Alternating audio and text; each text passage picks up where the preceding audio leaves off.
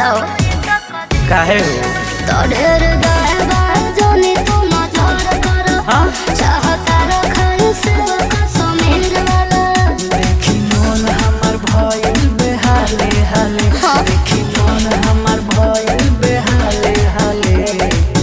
अच्छा ई ओठ तोर लाले लाले गोरी रे ई ओठ तोर लाले लाले तो का हो ई ओठ तोर लाले लाले गोरी रे ई ओठ तोर लाले लाले।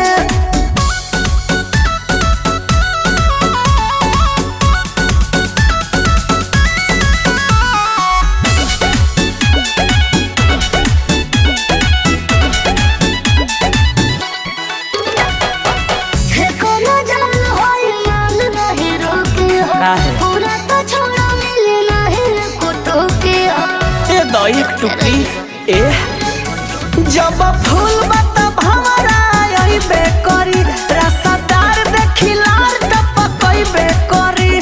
कमाल भई जाता हर साले साले कमाल भई जाता हर साले साले।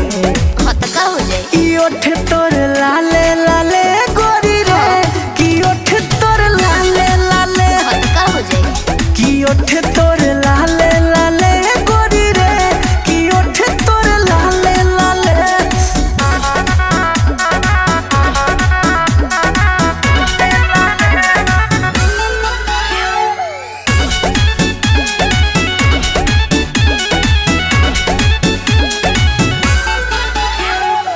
खोलब ना ढाकर मोखन मलाई के दो। भर जाए मन तो भाग जाए बखाई के टिकल रह भरोसा नहीं खे देह पोरे पोरे भइल बखवानिया गाल गुलु गुलु कटहर के कोआनिया। रोज चंदन अनुराग संगे खाले खाले रोज चंदन अनुराग संगे खाले खाले।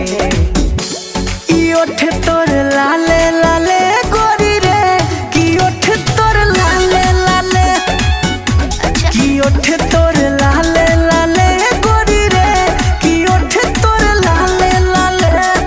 वाह देखी मन हमर भइल बेहाले हाले देखी मन हम